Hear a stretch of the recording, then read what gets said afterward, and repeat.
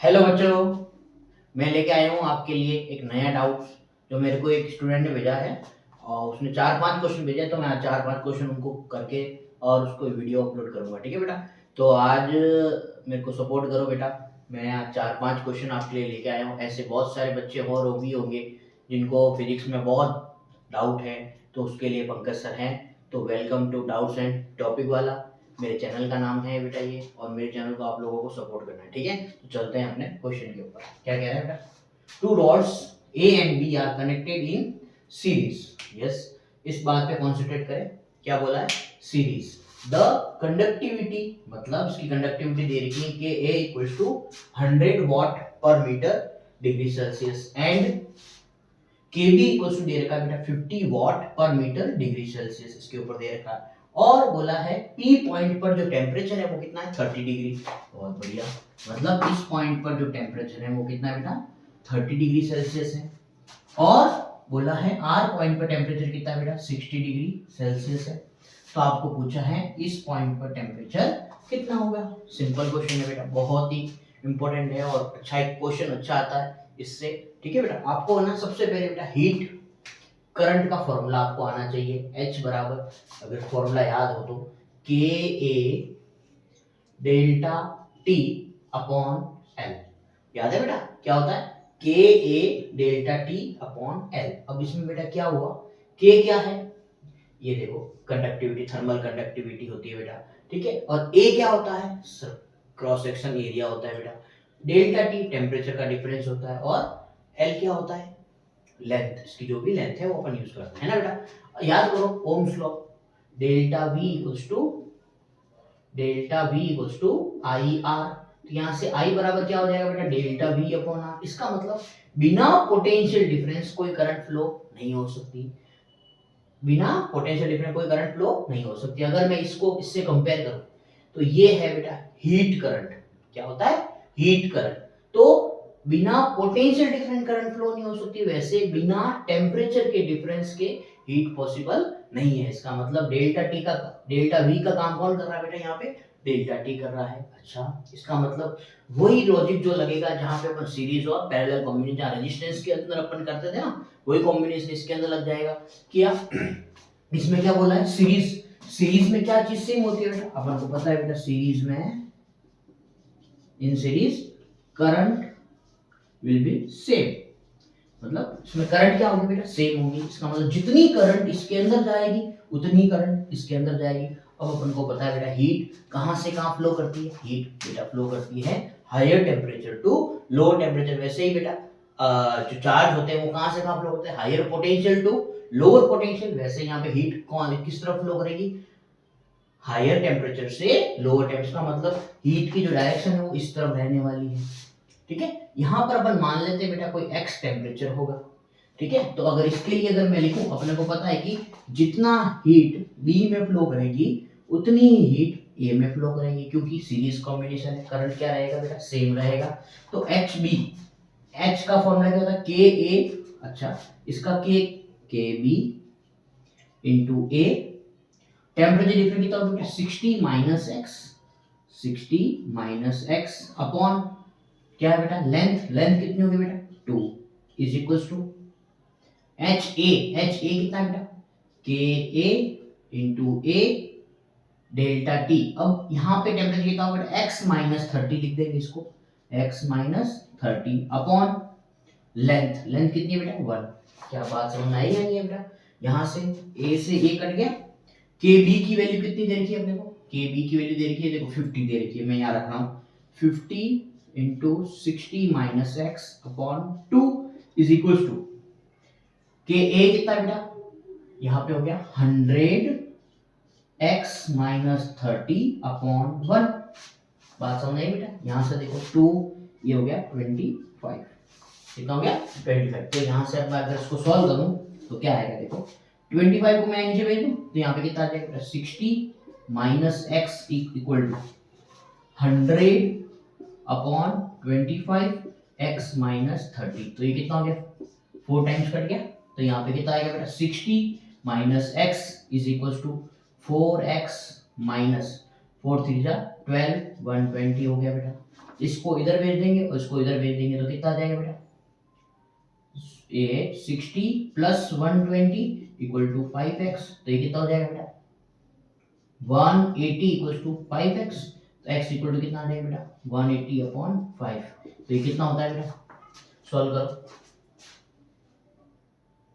कितना 5 3 और ये बच गया 3 6। तो कितना आंसर है 36 डिग्री सेल्सियस। तो इसके आसपास कौन सी वैल्यू बेटा 35। तो अपन इसको टिक करके आगे बढ़ जाएंगे। क्लियर हुआ है मेरा बेटा, समझ में आया, ठीक है। अच्छा ऐसे क्वेश्चन बेटा और भी अगर आपके पास ऐसे क्वेश्चन हो तो मेरे को सेंड कर दे, ठीक है। तो चलते हैं उस मेरे बच्चे के नेक्स्ट क्वेश्चन की तरफ, ठीक है। जो नेक्स्ट डाउट है उसका उसकी तरफ चलते हैं, ओके बेटा। ये है बेटा नेक्स्ट क्वेश्चन, क्या है, at a certain instant of time mass of rocket going up is 100 kg। कह रहा है कि बेटा एक रॉकेट है, बहुत बढ़िया, बनाते सुंदर सा रॉकेट है ना, मिशन मंगल। एक रॉकेट है, किसी इंस्टेंट पर इसका जो मास है वो कितना है बेटा 100 kg, बहुत बढ़िया। और if it is ejecting 5 kg, मतलब यहां से जो गैसेस इजेक्ट हो रही हैं उसका जो मास है, कि ये बोला है कि इसको बोलते हैं अपन, क्या बोलते हैं, dm/dt, रेट ऑफ मास। वो कितनी बेटा 5 kg पर सेकंड, मतलब प्रति सेकंड, पर सेकंड कितना मास निकल रहा है, 5 kg मास इसमें से निकले जा रहा है, ठीक है। अब उसकी वजह से रॉकेट कहाँ जा रहा है, ऊपर की तरफ, ठीक है। इसकी जो वेलोसिटी है वो कितनी आएगी बेटा 400 मीटर पर सेकंड। तो क्या बोला है कि इसका एक्सेलरेशन फाइंड करना है, बहुत सिंपल है बेटा। अपन को पता है बेटा, पता होना चाहिए कि जो रॉकेट होता है वो किस फोर्स की वजह से ऊपर की तरफ लिफ्ट होता है, वो होता है बेटा थ्रस्ट फोर्स। क्या होता है बेटा थ्रस्ट फोर्स। थ्रस्ट फोर्स क्या होता है अपन जानते हैं बेटा, अगर कभी भी किसी में थ्रस्ट कैसे आता है, थ्रस्ट होता है बेटा अगर मास में चेंज करे। देखो अपन को पता है कि भाई न्यूटन का जो सेकंड लॉ था F था dp अपॉन dt, ठीक है। तो P बराबर क्या होता है mv, तो मैं ऐसे लिख देता हूँ mv और dt। अब इसमें अपन क्या करते हैं, या फिर m कांस्टेंट हो सकता है, v चेंज होगा, या v कांस्टेंट हो सकता है, या m चेंज हो सकता है। तो मैं ऐसा इसका डिफरेंशिएशन करूं तो आ जाएगा m dv/dt plus v dm/dt। ये सही है बेटा।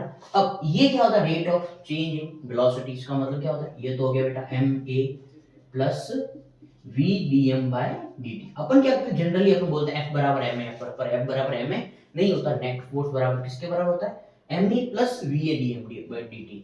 तो एक्चुअली क्या होता है कि अपन बेटा कि इसकी अगर मास में चेंज हो रहा है तब भी इसके ऊपर जो फोर्स लगता है, यस यही फोर्स कौन सा बेटा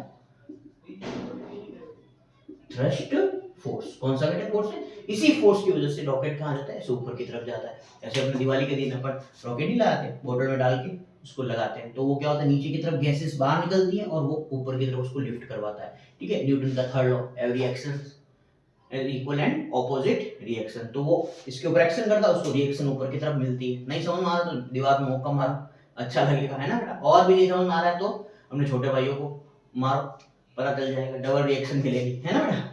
तो देखो F नेट बराबर ma प्लस v dm/dt। अब इसमें क्या हो रहा है बेटा, वेलोसिटी कांस्टेंट, इसकी वेलोसिटी कितनी है 400 मीटर पर सेकंड। इसका मतलब इसके अंदर कितना फोर्स आएगा, F net is equals to v dm/dt।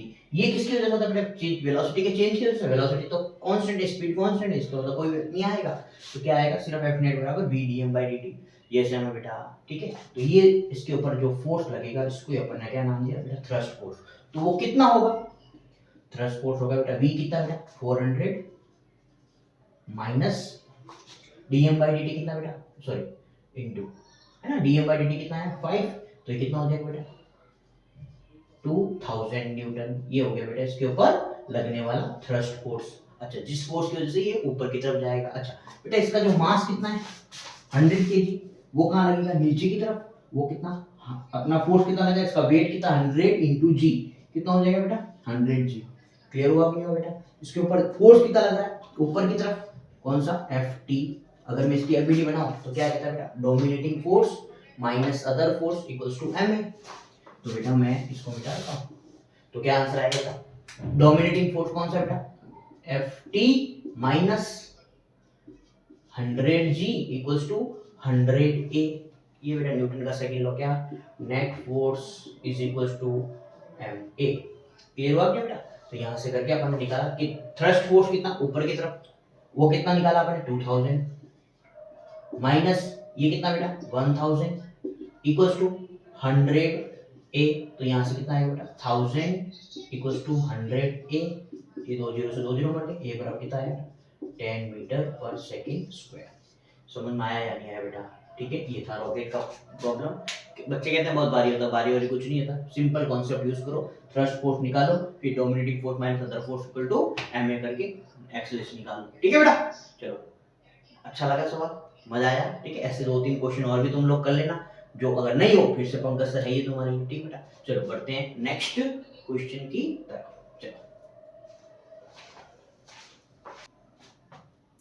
चलो ये है अपना नेक्स्ट क्वेश्चन, क्या कह रहा है बेटा, a ball thrown vertically upward. कह रहा है कि एक बॉल है, उसको वर्टिकली ऊपर की तरफ किसी u वेलोसिटी, कोई भी वेलोसिटी हो सकती है, उसको इससे इसको फेंका गया। ठीक है बेटा, अब जैसे जैसे ऊपर फेंकोगे वैसे वैसे इसका g कहाँ लग रहा है बेटा, नीचे की तरफ।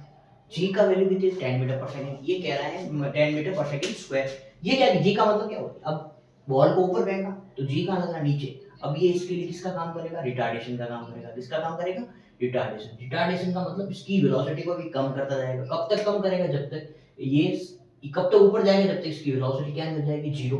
उसके बाद वापस से ये नीचे आना चालू करेगा। अब यहाँ पर जी इसका क्या तरीका 7, और ऐसे करके पूरा प्रोसेस आपको समझ में आया कि नहीं आया बेटा?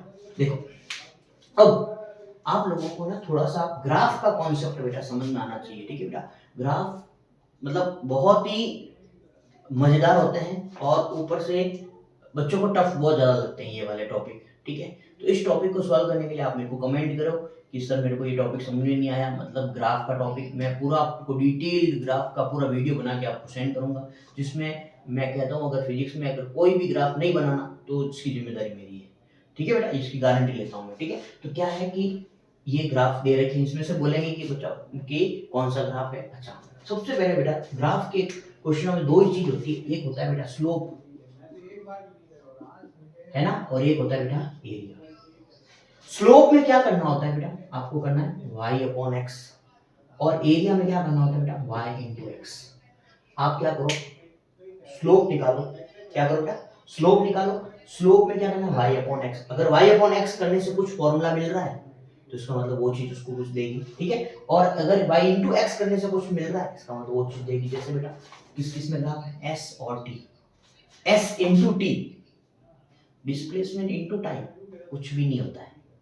नहीं, मैंने नहीं सुना डिस्प्लेसमेंट टाइम कुछ नहीं होता, पर डिस्प्लेसमेंट अपॉन टाइम हाँ क्या होती है, velocity. Yes, displacement time graph का, डिस्प्लेसमेंट टाइम ग्राफ का जो स्लोप होगा वो क्या देगा बेटा,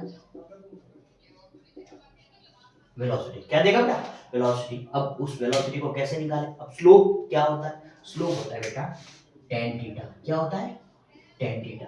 अब tan थीटा अपने को पता है बेटा, अगर 0 से 90 डिग्री फर्स्ट क्वाड्रेंट में सारे के सारे ट्रिग्नोमेट्रिक रेशियो सारे क्या होते हैं, पॉजिटिव होते हैं, इसका मतलब tan थीटा भी क्या होगा, पॉजिटिव होगा। इसका मतलब अगर थीटा अगर लेस देन 90 डिग्री है, थीटा क्या है, लेस देन 90 डिग्री है, तो इसका मतलब tan थीटा क्या रहेगा बेटा, पॉजिटिव रहेगा।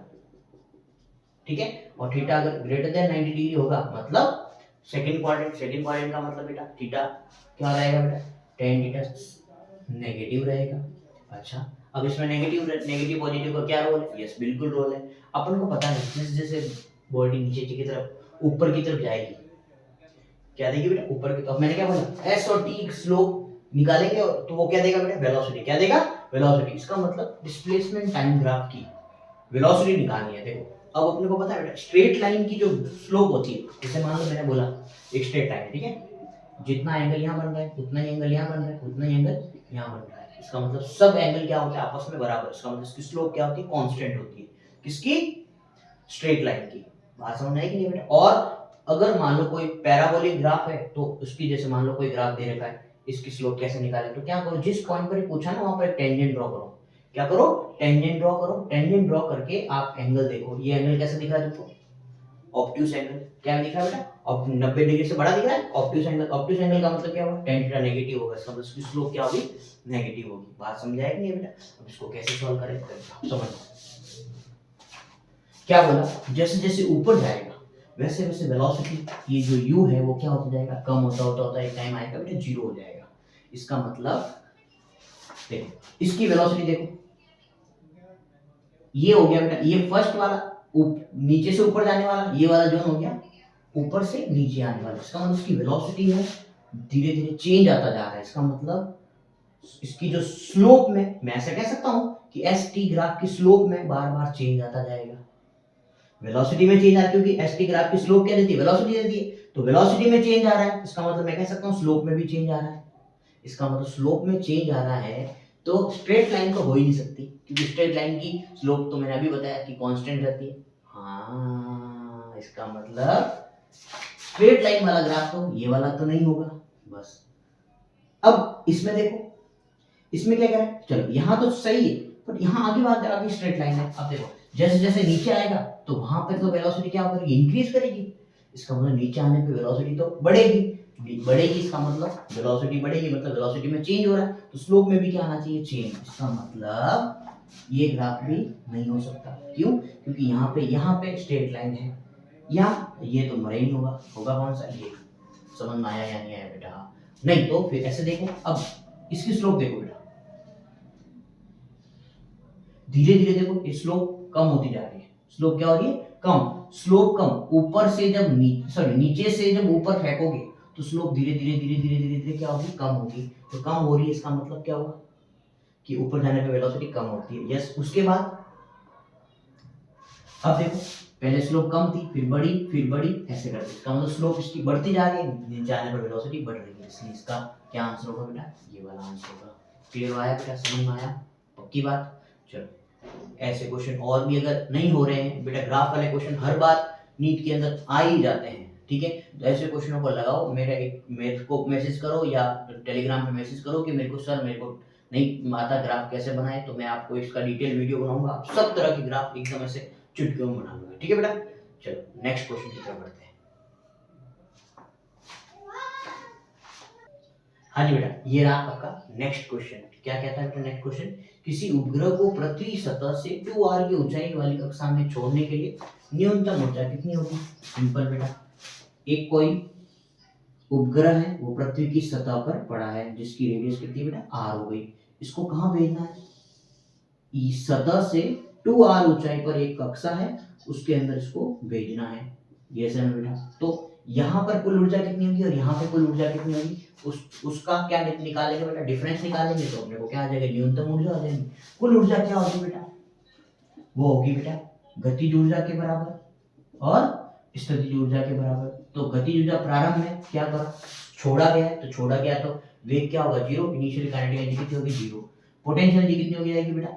Minus G M M upon केंद्र से वहां तक की दूरी। केंद्र से वहां तक की दूरी कितनी होगी बेटा? आर। याद रखना बेटा, ये नीचे हमेशा रेडियस नहीं होती है, ये हमेशा त्रिज्या नहीं होती है। ये होते हैं, अपन क्या करते हैं बेटा, पोटेंशियल एनर्जी निकालने के लिए अपन को रेफरेंस चाहिए, तो अपन रेफरेंस किसको मान लेते हैं? अर्थ के सेंटर को अपन रेफरेंस मानते हैं। सेंटर से वहां तक की अपने को डिस्टेंस निकालनी होती है। तो ये पोटेंशियल एनर्जी हमेशा नेगेटिव होती है। अट्रैक्टिव फोर्स के कारण पोटेंशियल एनर्जी नेगेटिव होगी और रिपल्सिव फोर्स के कारण एनर्जी क्या होगी बेटा? पॉजिटिव होगी पोटेंशियल एनर्जी, ठीक है? तो यहाँ पे ई इनिशियल कितना आ जाएगा बेटा? Minus G M M upon are.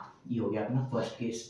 अब जब यहाँ पहुंच जाएगा तो यहाँ पहुंच जाएगा तो ई फाइनल है ना बराबर के फाइनल प्लस यू फाइनल। अपन को पता है कि जब कोई उपग्रह अपनी कक्षा के अंदर होता है तो उसको उसके पास जो वेलोसिटी होती है उस वेलोसिटी को बोलते हैं कक्षीय वेग या ऑर्बिटल वेलोसिटी, ठीक है? उसका फॉर्मूला अपन ने सुना है बेटा, under root G M by R plus H. सुना है बेटा? Orbital velocity G M by R plus H. तो यहाँ पे कितना ये फॉर्मूला मैं रखूंगा ई एफ बराबर हाफ एम वी स्क्वायर, मतलब इसका स्क्वायर करोगे तो क्या आएगा बेटा? जी रूट हट जाएगा, स्क्वायर करोगे तो G M R plus H कितना हो जाएगा बेटा? ये 3r हो जाएगा। ये हो गई काइनेटिक एनर्जी। पोटेंशियल एनर्जी क्या होती है? Minus G M M upon centre से वहां तक की डिस्टेंस। सेंटर से वहां तक की डिस्टेंस कितनी होगी? 3r। तो कितना है बेटा? माइनस जी GMM/3R। क्लियर बेटा? इसको सॉल्व करो, कितना आएगा GMM/6R माइनस GMM/3R। तो यहाँ पे बेटा इसका एलसीएम लेंगे, कितना आएगा 6R, तो ये हो जाएगा माइनस, ये हो जाएगा बेटा 2GMM इक्वल टू आ जाएगा बेटा -GMM/6R। क्या बात समझ में आई नहीं है बेटा? अच्छा, अपने को क्या चाहिए? डिफरेंस। डेल्टा ई बराबर क्या होगा? ई फाइनल माइनस ई इनिशियल। ठीक है, फाइनल कितना बेटा? -6